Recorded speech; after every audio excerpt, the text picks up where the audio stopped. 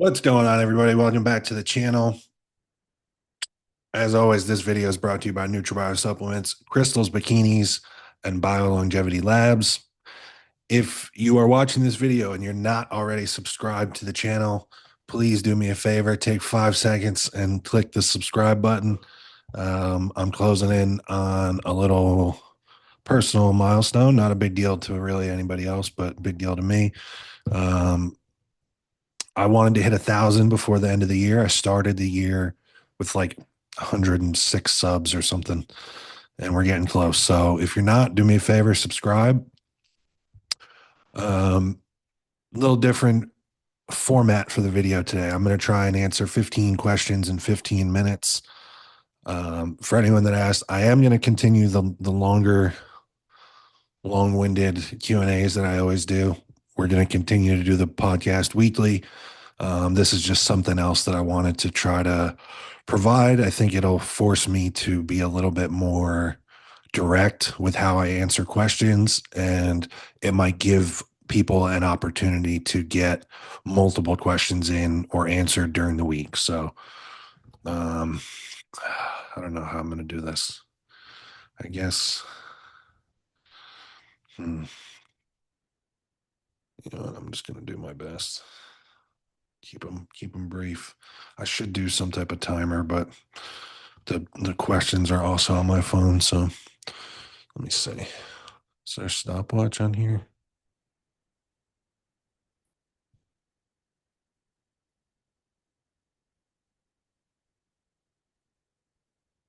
We might be in business here. Nope. All right, fuck it. I'm gonna let it rip. This guy says struggling with binging weeks out from a contest. Any advice? Am I just not cut out for this? So I would say you're definitely not cut out for this right now. That might not always be the case. It might just be the circumstances that you tried to prep within.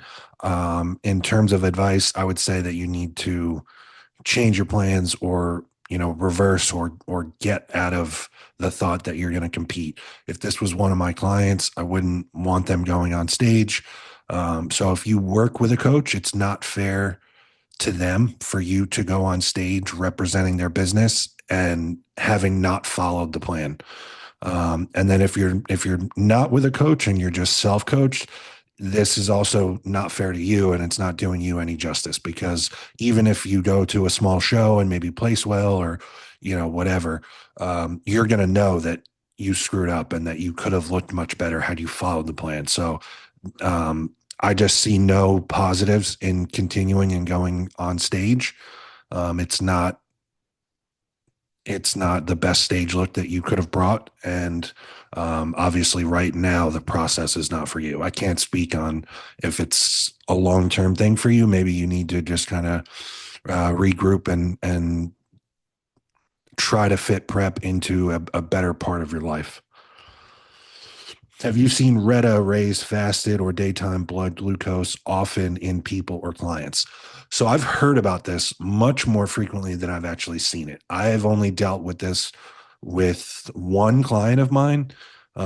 It was 1 milligram a week broken into two shots, Monday, Thursday, half a milligram each. And without increasing food, we just started to see a slow rise in the waking blood sugar. And the postprandials weren't great. And so we moved him to tirzepatide, and that immediately like rectified the issue. So I've heard about this from other coaches and other people a lot more than I've seen it in real life application. Basically, everyone that I've helped that has used it, including myself, has seen tremendous benefit, not only with their blood work, but also with insulin sensitivity. At worst, I've seen it not really affect anything, other than the one situation. What are your favorite on-plan meals in the off season? Seasonings, sauces, etc. So I used to be like super hardcore, um, no sauce, no seasonings even. I did that for a while, and then I did seasonings only. Um, Now I've gone to I'm not so hardcore anymore, I guess. I want my food to taste good. So um, we Kels cooks everything in bulk for us, like protein wise. And then we just keep a fridge full of sauces. So I like the G Hughes stuff. I like G Hughes teriyaki. I like G Hughes, really any of the barbecue flavors. We like the Melinda's truffle. I'm simple, man. I love chicken and rice. Right now, I'm using the Melinda's truffle and the chicken and rice, and it almost tastes like a barbecue chicken. Um, right now, I'm on a cruise, so I'm not like being overly psychotic about things. So like I have a ground beef meal and I'll make that into like little burgers instead. I like that. I won't do that during a prep, obviously, or during even like my off season push, but even just beef and rice is good. I love egg whites and English muffins, especially when my carbs are super high, especially Compton pushes a lot of food for breakfast. So a lot of times I'll do like 4 or 5 English muffins with like a whole can or a whole like jug of liquid egg whites, and that's always been good. Who has the best ever version of every pose or your favorite? Um, I'll say what my favorites are. I'm not looking to like argue with anybody. I'm trying to be less confrontational online. Um, front double bicep, I would say either Flex Wheeler or Samson. Um, Front lat spread, I think Andrew Jacked probably has the best front lat spread, in my opinion, that I've ever seen. Side tricep, or sorry, side chest, I would go Big Ramy. Side tricep, I would go Big Ramy. Back double has got to be Ronnie. Back lat is Ronnie. Abs and thigh, I would say Sean Roden. Especially there were times when he would do like a little twist with his abdomen, but there were times I think earlier in his career too where he would just stand his torso and his quads square and he just had this like perfect column of abs and then the big billowing crazy quads. And then most muscular, I would say Marcus Roll. Which stim pre-workout did you go with to run for your upcoming push? So it turns out NutriBio has a high stim pre-workout that I wasn't using, so I'm going to use that. A guy that watches the podcast, Alex Hammerstone, he's like a professional wrestler and bodybuilder. Um, Kind of sent me a hookup to like a UGL pre-workout site that has pre-workouts that have like banned ingredients on it. So I went with this pre-workout called Force of Nature. It has DMAA in it, which is like an ingredient that's previously banned, but it was like from the Jack 3D days, if any older guys remember that. So I'm going to stick with those. What do you do in the case of a 10% addition to calories doesn't move your weight up? Okay, so you moved your calories up 10%, held it the same for 2 weeks, and over the course of 2 weeks, your body weight didn't go up. I would say you need to increase food again. If you're somebody that's already eating tons and tons of carbohydrates, and you're naturally somebody that stays lean, or you obviously have like a high metabolism, I would say that's a decent time to start bringing in added fats. That's not always my favorite route, but in this case, that's probably somebody that handles it and probably needs some to kind of slow things down and make things stick, so to speak. I would also say more protein could be an option to look at. I'm always a high protein advocate when you're trying to grow. How do you decide when to put an athlete through a rebound versus a health phase post show? First and foremost, it's completely up to the athlete and how willing they are, what their state of mind is. Are they excited and looking forward to training and getting back into the gym and making progress and eating a lot of food? If all of those things are a yes, and the athlete is looking to push and that's what they want to do, then it's like, well, how much size does the person need to put on? Do they have any room to put on size? Like, is it someone that's right up against a weight limit for classic? Is it somebody that is right up against the limit for heavyweight? And, they're a shorter guy, so maybe they're not going to do very well if they have to push up into supers. Um, all those things are a consideration. I would say your health markers are definitely a consideration. I like to get labs done somewhere in the 2 week out range of the show, or on the flip side of it, like a week or two after the show. In that case, I'll usually, if an athlete is excited and they want to get rolling, I'll usually start an athlete on what I think will be the start of a rebound type cycle. We'll get labs done like 10 days or 14 days after the show. Then, if there's anything alarming or concerning, I can always pull it back. How quickly should the rate of gain be in a rebound? Man, this depends on a couple things, on a bunch of things, really. How peeled were you? And like, you need to be objectively peeled. Like for guys, your glutes, lower back, hamstring need to be dug out. It's not just like whatever your local coach told you or your friends told you that you were sliced. Like, no, you need to be really, really peeled. How far down from your set point are you? So if you needed to lose 60 pounds to get into that type of shape, that's going to, like, the weight is going to come back on pretty quickly. Are you going into a rebound like pushing anabolics? If so, the weight is going to come back quickly. Are you pushing GH? If so, the weight's going to come back on quickly. Um, and then how big are you? How big is this person? Like if you're somebody that started a prep at 280 and then you competed at 230, um, yeah, within a week you're probably going to be 240, especially if you put GH in, you up the food. Like if you're somebody that's started a prep at 200 and you got lean at 160, um, man, maybe like 5 pounds week one or something. Like it totally depends. I know you don't like this, but how would you set up a 6 day split? I love going to the gym. So you're right. I don't love this. Um, but you could do this. The thing is, if you're going to go to the gym 6 days a week and then have one rest day, either your volume per session or your intensity within a session has to be very low. And then it's up to you to make that call. So if you like to train hard and you really know how to train hard, you are not going to be able to do a lot of work in one individual session, especially if, because you're doing a 6 day split, it's like higher frequency. Like, for example, if you were doing push pull legs off, you're hitting a body part once every 3 days.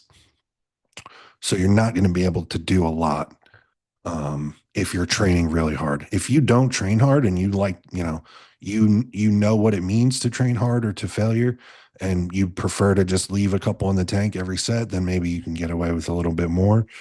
Um, and then if you do a bro split and it's spread out over 6 days, you could do a little bit more per session because you're only training everything once every 7 days.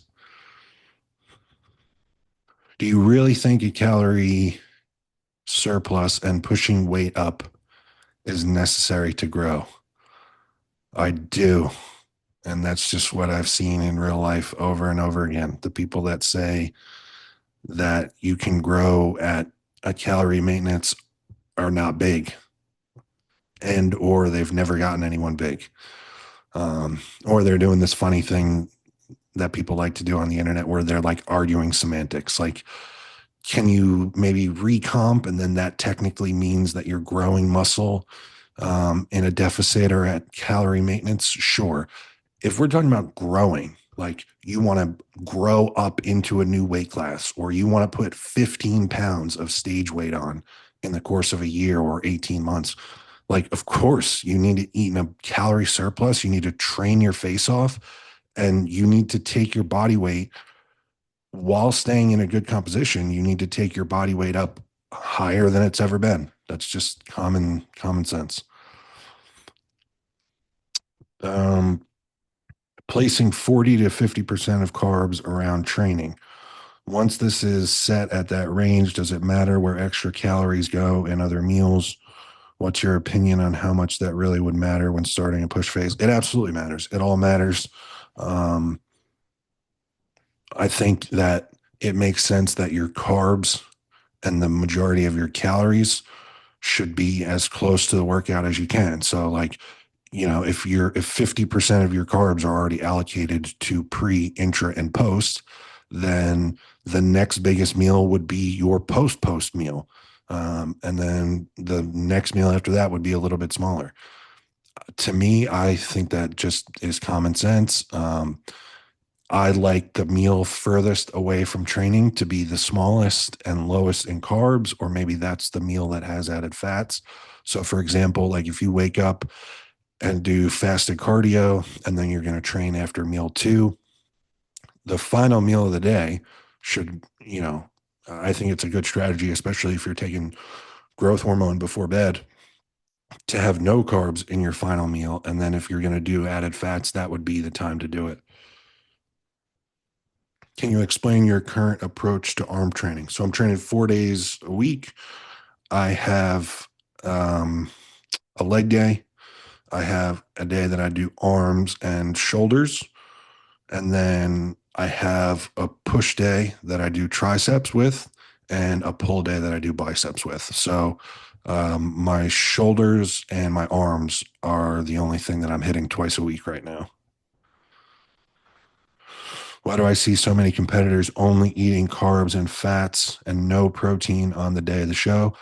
I don't see this a ton, but it does make sense. I like to keep some protein in to keep the person kind of like satiated. And it also is one less wildly changing variable. Like I'd like to keep things pretty consistent. That whole week or the final couple of days leading up to it, as carbs have started to ramp up, I'm lowering protein.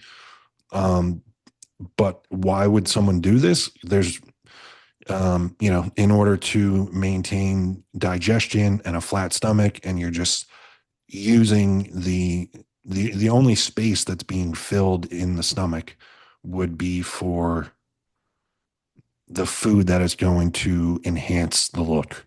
Protein isn't doing anything for you in terms of how you look the day of the show, and it doesn't really matter if you are like retaining nitrogen and retaining muscle for one day. It's going to be okay if you have a couple of meals that don't have protein. Get show lean and rebound, or have an extended off season with mini cuts for most growth long term. Um, both are sound strategies. I kind of land somewhere in the middle. I've done it all. I've done 3 year long off seasons. I've done, I've competed once every 10 months. So I've done it all. I generally have fallen on the idea that it's super beneficial for someone to continue to grow and level up to compete once every 12 to 18 months. And that timeline is going to vary just depending on how much size you need, how productive and locked in you are during the off season. But to me, meal prep and getting stage lean is always going to be the best for a rebound. I don't think most people are taking their mini cuts all the way in terms of getting all the body fat off, because then if you are, then you might as well just compete. So for me, like I like that 12 to 18 month mark, and then hitting a good rebound. Deload opinions and philosophy. So for me, I have done it all again. I used to do, reduce the volume and reduce the intensity, or, I've tried it all. To me, I just always feel so much better, and I get back to the point of being excited to train much faster if I just take days off from the gym. So if I'm feeling particularly beat up and I know that I'm at that point where I probably am going to need some days off, or if I'm in a cruise and it's the last week before I start a push, or if I'm in a cruise and it's the last week before I start a prep, I generally will train like Monday, Tuesday, Wednesday, and I'll do push, pull legs. And then I'll take the next 4 days off and start fresh on Monday. So that's everything. I don't know time wise how I did, but yeah, let me know what you think of the new video format in the comments. Let me know if you guys like this shorter form. Again, the longer form stuff is going to stay. This is just something I'm adding. I just wanted to be able to provide more value and offer it in a different format. I know not everyone loves or has time for the long stuff. So, yeah, let me know what you guys think. And like I said, if you're not already, please subscribe to the channel. And until next time, I am out.